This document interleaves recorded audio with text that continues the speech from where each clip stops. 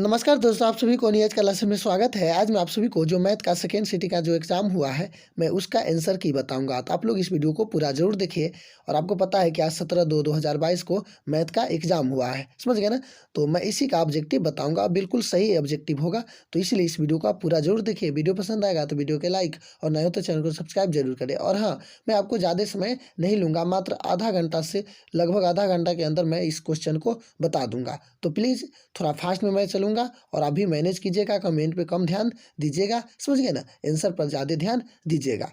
तो चलिए सबसे पहले देखता हूँ कि फर्स्ट क्वेश्चन है, बिंदुओं 2 -2 और -2 को मिलाने वाली रेखाखंड के मध्य बिंदु का निर्देशांक है 2 -2 0 0 1 1। देखिए इसका आंसर आपको डायरेक्ट मैं बता देता हूँ कि इसका आंसर बी होगा 0 0, समझ गए ना। नेक्स्ट क्वेश्चन है, किसी त्रिभुज का केंद्रक 3 0 और उसके दो शीर्ष 2 3 एवं 1 -4 है तो तीसरा शीर्ष होगा। तो देखिए इसका ऑप्शन है 5 2 1 3 6 1। तो देखिए इसका ऑप्शन आंसर होगा सी 6 1, समझ गए। थर्ड क्वेश्चन है, यदि किसी त्रिभुज के शीर्षों के निर्देशांक 0 0 4 0 और 0 1 हो तो त्रिभुज का क्षेत्रफल होगा 3 4 2 1। फटाफट बताइए। तो इसका आंसर हो जाएगा, आपको मैं बता देता हूँ, इसका आंसर होगा 2। 3 के कौन होगा? सी, यानी 2 आंसर होगा, समझ गए। अगला क्वेश्चन है, बिंदुओं -1 3 -5 7 के बीच की दूरी को क्या है? आपको बीच यानी जो डिस्टेंस फार्मूला है उस पर यह बनेगा। तो 4 का ऑप्शन आपको बी सही होगा, 4√2 होगा, समझ गए ना। अगला क्वेश्चन है, दो बिंदुओं x1 y1 और y(x2 y2) को मिलाने वाले रेखाखंड को m1 m/n में अंत विभाजित करने वाले बिंदु के निर्देशांक होंगे mx2 mx1 my2 my1 m+n m+n। तो देखिए इसका आंसर ए सही होगा। ये बात आपको ध्यान में रखना है। कौन सही होगा? ए सही होगा, ठीक है। आपको ये बात ध्यान में रखना है कौन सही होगा? ए सही होगा, ठीक है। चलिए अगला मैं देखता हूँ छठा के, यदि किसी शंकु का वक्र पृष्ठ का क्षेत्रफल 880 सेंटीमीटर स्क्वायर है और त्रिज्या 14 सेंटीमीटर है तो उसका तिर्यक ऊंचाई होगी 40 सेंटीमीटर, 20 सेंटीमीटर, 80 सेंटीमीटर, 10 सेंटीमीटर। तो आपको बताइए कि इसका आंसर 6 के बी सही होगा, 20 सेंटीमीटर, याद रखिएगा 20 सेंटीमीटर होगा। अगला क्वेश्चन है, समान ऊंचाई वाले दो बेलनों के आयतनों का अनुपात 9.16 है तो उनको वक्र पृष्ठों का क्षेत्रफल का अनुपात होगा 9:16, 16:9, 3:4, 4:3। तो देखिए 7 का आपको कौन सही होगा? फटाफट बताइए आप लोग। 7 का आपको सही होगा ऑप्शन सी, 3:4, समझ गए ना। कौन सही होगा? 3:4। नेक्स्ट क्वेश्चन है, एक शंकु का पूर्ण सतह का क्षेत्रफल 18 मीटर है स्क्वायर है और उसका तिर्यक ऊंचाई शंकु के आधार की त्रिज्या की दुगुनी हो तो शंकु का आधार का क्षेत्रफल निकालिए। तो देखिए 8 का आंसर होगा आपको ए, 6 मीटर स्क्वायर। सिर्फ हम आंसर बताऊंगा, समझ गए ना। कौन होगा? 6 मीटर स्क्वायर।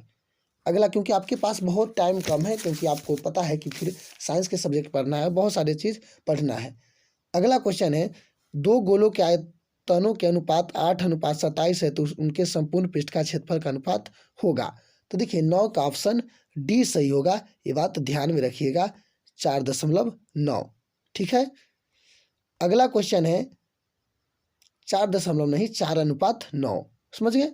अगला क्वेश्चन है, किसी गोले का संपूर्ण पृष्ठ का क्षेत्रफल 6 से 16 सेंटीमीटर स्क्वायर है तो गोले का व्यास होगा 7 सेंटीमीटर, 14 सेंटीमीटर, 28 सेंटीमीटर, 56 सेंटीमीटर। फटाफट बताइए 10 का कौन सही होगा? तो देखिए 10 का बी सही होगा, 14 सेंटीमीटर, ठीक है। अगला क्वेश्चन है 11, युगपत रैखिक समीकरणों के निकाय a1x प्लस b1y बराबर c1, a2x प्लस b2y बराबर c2 के अनगिनत हल होंगे यदि a1/a2 बराबर b1/b2 is not equal to c1/c2। तो देखिए इसका आंसर आपको डायरेक्ट मैं बता देता हूँ कि डी सही होगा, ठीक है। अगला क्वेश्चन है 12, त्रिभुज ABC में भुजा AB एवं AC पर क्रमशः D एवं E बिंदु है, यदि डी समांतर बी सी, ए डी बराबर 4, डी बी बराबर x माइनस 4, ए ई बराबर 8, तो ई सी 3x माइनस 9 हो तो x के मान क्या होगा। तो देखिए 12 के आंसर पता है कि इसमें ऑप्शन ए है 9, बी है 10, सी है 11, समझ गए ना। 12 का आपको आंसर सी होगा, 11 आंसर कौन होगा, 11 याद रखिएगा, ठीक है। मिलाते जाइए आपको कितना सही होगा और लास्ट में हमें बता भी दीजिएगा, और ये बाद में भी देख लीजिएगा। अगर आपको लगे कि नहीं हम बाद में देखें तो कोई ज़रूरत नहीं, आप बाद में देख लीजिए, कोई दिक्कत नहीं। आपको जहाँ अभी अगर पढ़ाई पर ध्यान देना है तो पढ़ाई पर ध्यान दीजिए। अगला है दो समरूप त्रिभुजों ए बी सी एवं पी क्यू आर का क्षेत्रफल क्रमशः 81 सेंटीमीटर और 49 सेंटीमीटर है। यदि त्रिभुज ए बी सी की ऊंचाई 4.5 सेंटीमीटर हो तो त्रिभुज पी क्यू आर की ऊंचाई क्या होगी। तो देखिए 13 के आंसर बी सही होगा, 3.5 सेंटीमीटर, समझ गए ना। तो चलिए अगला क्वेश्चन देखता हूँ। एक समचतुर्भुज के विकर्ण 6 सेंटीमीटर और 8 सेंटीमीटर है। इसके प्रत्येक भुजा निम्नलिखित किसके बराबर होगा, 3 सेंटीमीटर के, 4 सेंटीमीटर के, 5 सेंटीमीटर के, 7 सेंटीमीटर के। तो देखिए 14 के ऑप्शन सी सही होगा, 5 सेंटीमीटर। कौन सही होगा, सी 5 सेंटीमीटर। अगला क्वेश्चन है दो समरूप त्रिभुज ए बी सी और पी क्यू आर के परिमाप क्रमशः 36 और 24 सेंटीमीटर है। यदि पी क्यू 10 सेंटीमीटर है तो ए बी बराबर है 16 के, 15 के। तो देखिए इसका ऑप्शन बी सही होगा, 15 सेंटीमीटर। अगला है एक समबाहु त्रिभुज का क्षेत्रफल 4√3 सेंटीमीटर स्क्वायर है, तो उसकी परिमाप यानी परिमिति क्या होगी। तो देखिए 16 के आपको ऑप्शन ए में है 9 सेंटीमीटर, बी में है 12 सेंटीमीटर और सी में है 12√3 सेंटीमीटर और डी में है 6√3 सेंटीमीटर। तो देखिए इसका ऑप्शन बी सही होगा, 12 सेंटीमीटर, याद रखिएगा, समझ गए। चलिए अगला क्वेश्चन देखता हूँ। 12 सेंटीमीटर त्रिज्या वाले अर्धवृत्त की कुल परिमाप होगी pi plus 1 12 centimetre, pi plus 2 into 12 centimetre, pi plus 3 into 12 centimetre, 6 पाई, समझ गए। तो देखिए इसका आंसर ऑप्शन बी सही होगा, पाई प्लस 2 इंटू 12 सेंटीमीटर। अगला क्वेश्चन है एक वृत्ताकार वलय की बाहरी एवं भीतरी त्रिज्या क्रमशः बड़का आर एवं छोटका आर है, तो वलय का क्षेत्रफल क्या है। तो ए बी। तो देखिए इसका ऑप्शन आपको मैं बता देता हूँ कि सी सही होगा, पाई इंटू बड़का आर स्क्वायर माइनस छोटका आर स्क्वायर, समझ गए ना। कौन सही होगा, सी सही होगा, ठीक है। तो चलिए नेक्स्ट क्वेश्चन देखता हूँ। किसी वृत्त के केंद्र से 8 सेंटीमीटर लंबी जीवा के न्यूनतम दूरी 3 सेंटीमीटर हो तो वृत्त का व्यास होगी, समझ गए ना। तो देखिए ऑप्शन है 4 सेंटीमीटर, 5 सेंटीमीटर, 10 सेंटीमीटर, 8 सेंटीमीटर। तो देखिए 19 के ऑप्शन सी सही होगा, 10 सेंटीमीटर, ठीक है। क्या सही होगा, 10 सेंटीमीटर। अगला क्वेश्चन है दो वृत्तों के क्षेत्रफल का अनुपात 9.4 है तो उनकी परिधियों के अनुपात होगी। आप बताइए फटाफट, अगर कमेंट में आपको पता है तो बता दीजिएगा। तो देखिए 20 का ए आंसर सही होगा, 3:2। कौन सही होगा, 3:2, याद रखिएगा, समझ गए। ए सही होगा, 3:2। अगला क्वेश्चन है दो संख्याओं का मसा 27 एवं लसा 162 है तो इनमें से एक संख्या 54 है तो दूसरी संख्या क्या होगी। 21 का आंसर है। तो देखिए 21 का आंसर आपको 81 सही होगा, डी, ठीक है। क्वेश्चन है नेक्स्ट संख्याएं 12, 15 एवं 21 का मसा होगा 3, 5, 7, 2। तो देखिए इसका आंसर आपको पता है कि ए सही होगा, 3, समझ गए। अगला क्वेश्चन है किसी धनात्मक पूर्णांक q के लिए प्रत्येक धनात्मक विषम पूर्णांक का रूप होता है 23 का। तो देखिए 23 का होगा 6q + 1 यानी सी होगा, समझ गए। अगला क्वेश्चन है प्रत्येक परिमेय संख्या होती है एक प्राकृत संख्या, एक पूर्ण संख्या, एक पूर्णांक, एक वास्तविक संख्या। तो देखिए ऑप्शन डी सही होगा, एक वास्तविक संख्या, ठीक है। ऑप्शन कौन सही होगा, ऑप्शन डी सही होगा, एक वास्तविक संख्या। अगला क्वेश्चन है 22/7 है परिमेय संख्या, अपरिमेय संख्या, पूर्णांक, इनमें से कोई नहीं।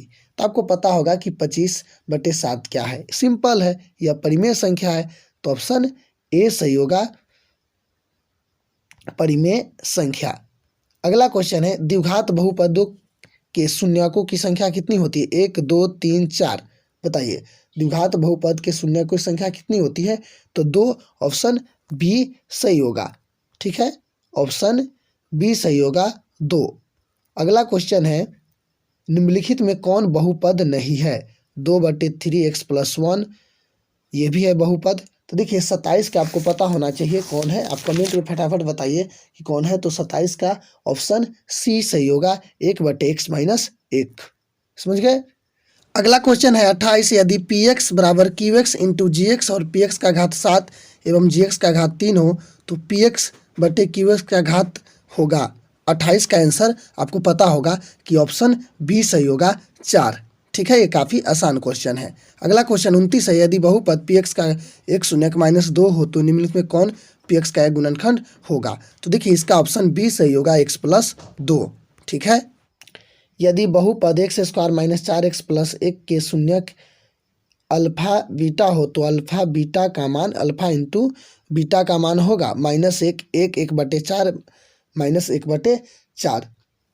तो देखिए 30 का आंसर बी सही होगा 1। कितना सही होगा? 1।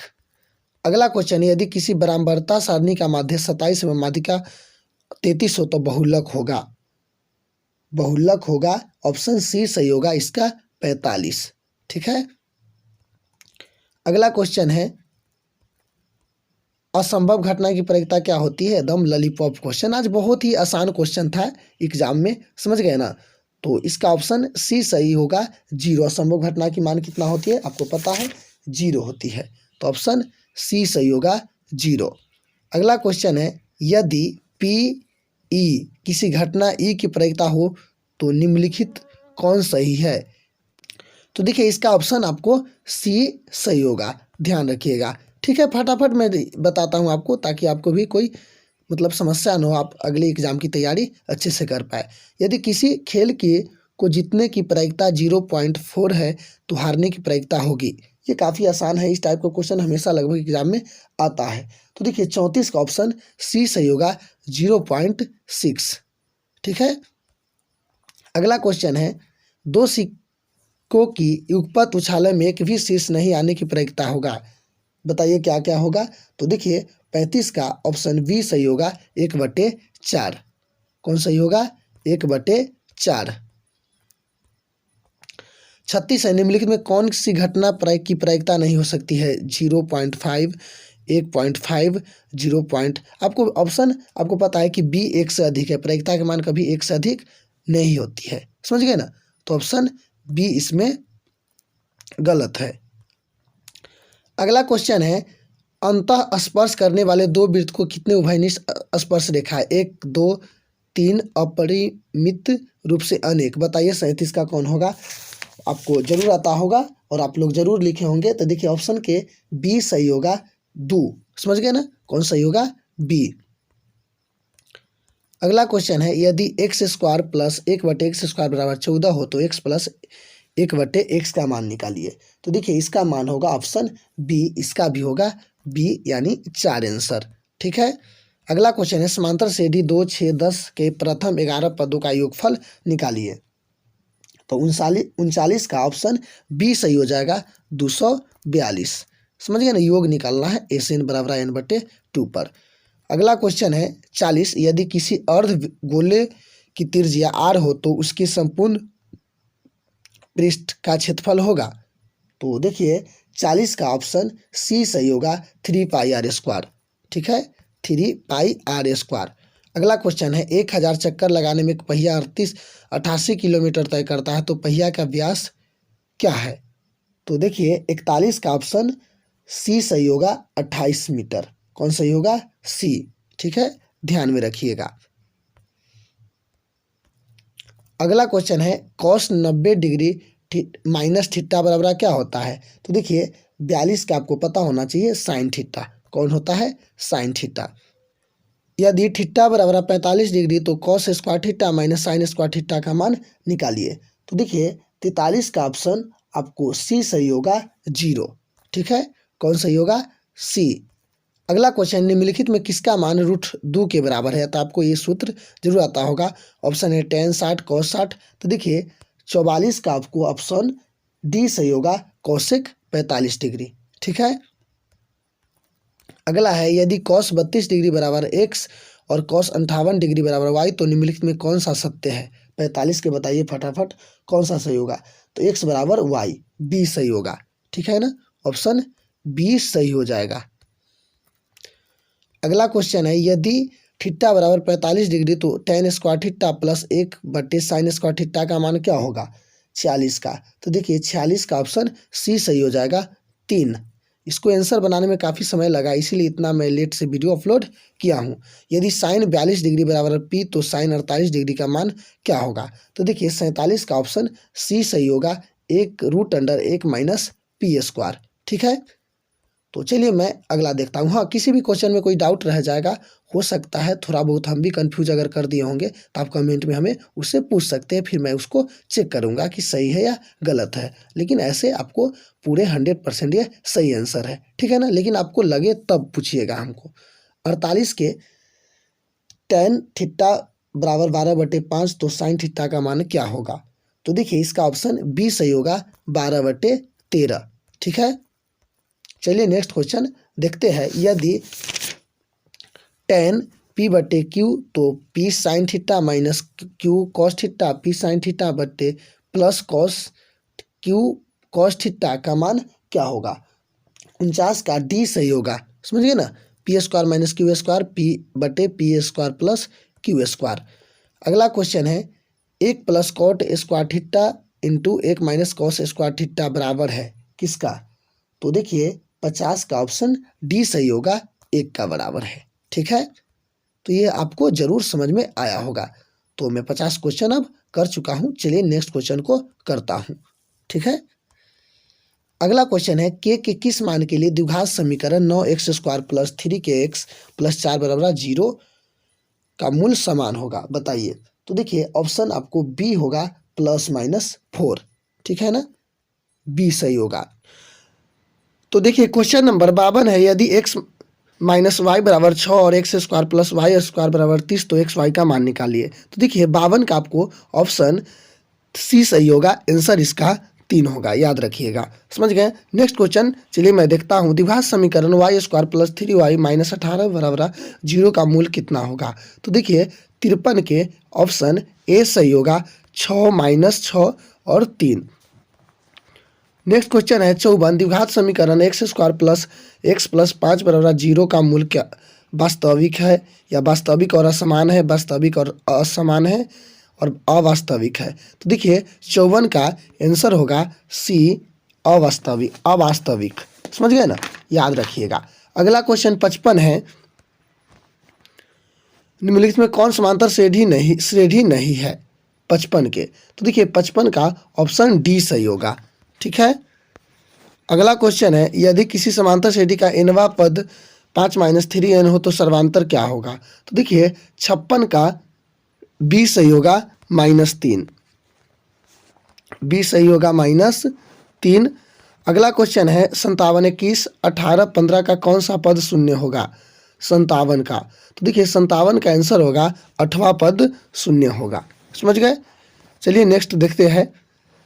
समांतर श्रेणी √7, √28, √63 का चौथा पद क्या होगा? तो देखिए 58 का ऑप्शन डी सही होगा, 112 √अंडर। 2/3 ए 2 किसी समांतर श्रेणी के 3 क्रमागत पद है तो ए का मान क्या होगा? तो देखिए 59 का ऑप्शन होगा बी, 4/3। समझ गए। मुझे उम्मीद है कि जरूर अच्छा लगता होगा और जल्दी करेंगे ताकि आपको कोई समस्या ना हो। अगला क्वेश्चन है, किसी समांतर श्रेणी का प्रथम पद ए और सर्वांतर डी हो तो इसका प्रथम n पदों का योगफल क्या होता है? देखिए आपको तो ये पता है, सूत्र है, तो n/2 × 2a + n - 1 × d यह होगा। ठीक है। y अक्ष का समीकरण है, y बराबर x बराबर 0 होगा, इसका आंसर ए सही होगा। ठीक है। अगला क्वेश्चन है, दो घनों का आयतनों के अनुपात 1:27 तो इनके कुल पृष्ठों का क्षेत्रफल कितना होगा? देखिए 62 का आंसर सी सही होगा, 1:9। समझ गए। अगला क्वेश्चन है एक गोला जिसकी त्रिज्या 2r है उसका आयतन क्या होगा 63 के। तो देखिए 63 का आंसर होगा ए 32 पाई आर क्यू बट्टे 3। समझ गए। चलिए अगला देखते हैं। यदि 6, 8, 9, x एवं 13 का माध्य 10 है तो x का मान होगा। मस्त मस्त क्वेश्चन था आपको अब की बारी एग्जाम में। तो देखिए 64 का ऑप्शन 14 सही होगा, जहाँ भी 14 है वह सही होगा, बी सही होगा। अगला क्वेश्चन है 15, 6, 16, 8, 22, 21, 9, 18, 25 का माध्य निकाले। तो देखिए 65 का माध्य निकालना है, ये काफ़ी आसान क्वेश्चन है, तो 65 का ए सही होगा। चलिए नेक्स्ट क्वेश्चन देखते हैं। 23, 15, 25, 40, 27, 25, 22, 25, 20 का बहुलक। तो इसमें बी सही होगा 25। आखिर इतना का परिसर निकालना है। 12, 25, 15, 18, 17, 20, 6, 11, 16, 30, 20, 32 का परिसर निकालना है। तो देखिए 67 का आंसर आपको पता होना चाहिए कि 26 सही होगा, सी। अगला क्वेश्चन है वर्ग अंतराल 130, 150 का वर्ग चिन्ह है। तो देखिए इसका जोड़ के दोनों के आधा कर दीजिए। दोनों को जोड़ के आधा करेंगे तो 140 आएगा। यदि 4 लगातार विषम संख्या का माध्य 6 हो तो सबसे बड़ी संख्या क्या होगा। तो देखिए 69 का ऑप्शन 9 सही होगा, बी। ठीक है। 70 देखते हैं। निम्नलिखित में कौन केंद्रीय प्रवृत्ति के माप नहीं है। निम्नलिखित में कौन केंद्रीय प्रवृत्ति की माप नहीं है। देखिए ऑप्शन डी होगा, परिसर। अगला क्वेश्चन है √1 माइनस कॉस थीटा बटे 1 प्लस कॉस थीटा किसके बराबर है। तो इसका आंसर होगा C, cosec theta minus cot theta.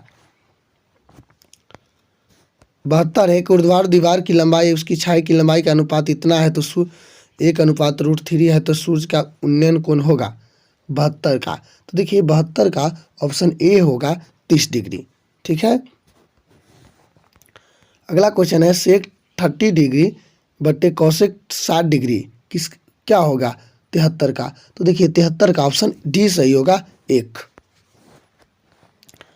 74 है 2 sine square 63 degree plus 1 plus 2 sine square 27 degree 3 cos square 17 degree minus 2 plus 3 cos square 73 degree किसके बराबर है। तो देखिए 74 का आपको डी सही होगा, √3 डायरेक्ट 3 है जो सही होगा। ठीक है। यदि कॉस अल्फा प्लस बीटा बराबर 0 तो साइन अल्फा माइनस बीटा का मान क्या होगा। तो देखिए 75 का आपको ऑप्शन, तो देखिए इसका आंसर होगा कॉस बीटा। समझ गए ना। चलिए अगला क्वेश्चन है बिंदु -2 -5 का भुज है। तो आपको पता है जो पहला होता है भुज होता है वो बाद वाला कोटि होता है, तो ए सही होगा। ठीक है। 76 का।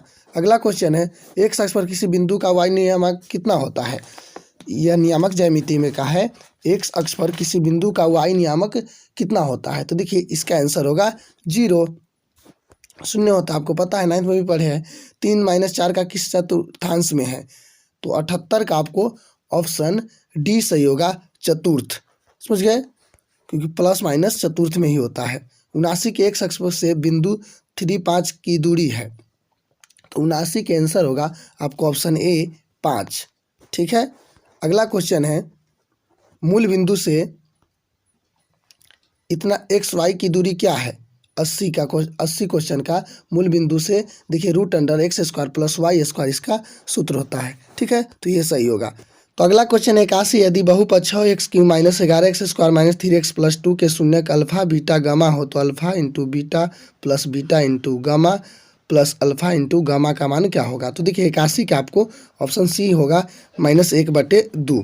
अगला क्वेश्चन है यदि बहुपद x² minus 3 into x plus 1 minus 5 के शून्यक तो alpha plus 1 beta into beta plus 1 का मान क्या होगा। तो देखिए इसका ऑप्शन सी सही होगा, -4। अगला क्वेश्चन है यदि बहुपद x² plus px minus q के शून्यक एक दूसरे के व्युत्क्रम हो तो q का मान कितना होगा। तो देखिए q का मान -1 होगा, ऑप्शन -1 सही होगा। निम्नलिखित में कौन एक द्विघात बहुपद है जिसका शून्यक -2 और 6 है। तो देखिए 84 का आंसर ए सही होगा, x² माइनस 4x माइनस 12। ठीक है। अगला क्वेश्चन है रैखिक समीकरण युग्म 2x - 3y प्लस 2 बराबर 0 तो 6x - 9y प्लस 5 बराबर 0 कौन हल होगा? तो देखिए 85 का आपको आंसर होगा बी, कोई हल नहीं। ठीक है। अगला क्वेश्चन है के किस मान के लिए समीकरण के x + 2y = 5 तथा 3x + y = 1 एक अद्वितीय हल होगा? तो देखिए 86 का बी सही होगा, के इज नॉट इक्वल टू 6। 87 है, दो रैखिक समीकरणों को लेखा चित्र यदि समांतर रेखा हो तो हल की संख्या होगी। 87 का आंसर होगा आपको सही। 87 का ऑप्शन ए 0 है, 1 है, अनगिनत है, इनमें से कोई हल नहीं है। तो देखिए इसका डी सही होगा, इनमें से कोई हल नहीं, इसका कोई हल नहीं होता है। ठीक है। 88 देखता हूँ, y - 4 = 0 का आलेख कैसी सरल रेखा होगी? 88 का, तो देखिए यह होगा x अक्ष के समांतर। क्या होगा? x अक्ष के समांतर। यदि 2x + 3y = 11 और 2x - 4y = -24 हो तो x y का मान कितना होगा? तो देखिए 89 का डी सही होगा, x - 2y = 5, डी सही होगा। तो देखिए क्वेश्चन नंबर 90 है, निम्नलिखित में कौन द्विघात समीकरण नहीं है? तो देखिए इसका आंसर सी सही होगा। समझ गए? अगला क्वेश्चन है 91, यदि भाग एल्गोरिदम a = b³ + r में a = 37 b = 4 तो r = 1 हो तो q का मान क्या होगा? तो देखिए इसका भी आंसर ए सही होगा, 9। ठीक है। अगला क्वेश्चन 156 का अभाज्य गुणनखंड का में 2 का घातांक कितना होगा? तो देखिए इसका गुणनखंड तोड़िएगा तो आपको ऑप्शन मतलब ए सही होगा, 2। तो चलिए मैं अगला क्वेश्चन देखता हूँ। 93 क्वेश्चन है, निम्नलिखित में कौन अपरिमेय संख्या नहीं है? यानी अपरिमेय संख्या नहीं है, ये तो जरूर अच्छे से पढ़ेगा। नहीं वाला क्वेश्चन कभी कभी कंफ्यूज कर देता है, जिसके कारण आप गलत कर देते हैं। समझ गए ना? तो 93 के आंसर डी सही होगा, √12/√3। अगला है 0.105 का p/2n × 5m का विस्तारित रूप कौन होगा? तो देखिए 94 का बी सही होगा, 21/2q × 5² समझ गए? अगला क्वेश्चन है 95, निम्नलिखित में कौन परिमेय संख्या है? परिमेय संख्या देखिए सब अपरिमेय है। 100 का वर्गमूल कितना होगा? 10, 10, 10, 20 हो जाएगा, यानी बी क्या है? परिमेय संख्या है। ठीक है। अगला क्वेश्चन है 96, निम्नलिखित में किसका दशमलव प्रसार शांत होगा? तो ये काफ़ी आसान है। अगर गुणनखंड तोड़िएगा जिसका अंश और अंश हरों का गुणनखंड में सिर्फ 2 और 5 या केवल 2 या केवल 5 है तो शांत होता है, तो ए सही होगा। ठीक है। तो क्वेश्चन है 97, 2 घन पूर्णांक ए और बी के लिए मस गुने लस/AB किसके बराबर है? तो देखिए इसका आंसर ए सही होगा, 1 के बराबर है। किसके बराबर है? 1 के बराबर है। 98 क्वेश्चन है, 98 क्वेश्चन है, निम्नलिखित कौन युग्म सहभाज्य है? तो देखिए इसका आंसर बी सही होगा, 18, 25। 99 है, निम्नलिखित में कौन यौगिक संख्या है? 99 का आंसर होगा आपको देखिए 11, 21, 31, 41। तो देखिए इसमें यौगिक संख्या निकालना है, तो 99 का आपको 21 सही होगा, ऑप्शन बी। ठीक है। अगला क्वेश्चन 100 है, निम्नलिखित कौन अभाज्य संख्या है? जो काफ़ी आसान क्वेश्चन है। तो अभाज्य संख्या आपको पता है कौन है? 31 अभाज्य संख्या, ऑप्शन डी सही होगा। तो इसी तरीके से आपको यह 100 क्वेश्चन का ऑब्जेक्टिव बिल्कुल सही सही हो गया है। लेकिन हाँ, कहीं भी कोई समस्या हो सके अगर जल्दीबाजी में हम कहीं गलत टिक लगा दे तो आप प्लीज़ कमेंट करके हमें क्वेश्चन नंबर बता दीजिएगा। तो इसी तरह से मैं और सब्जेक्ट के बताऊंगा। तब तक के लिए इस वीडियो को यहीं पे ख़त्म करता हूं। धन्यवाद।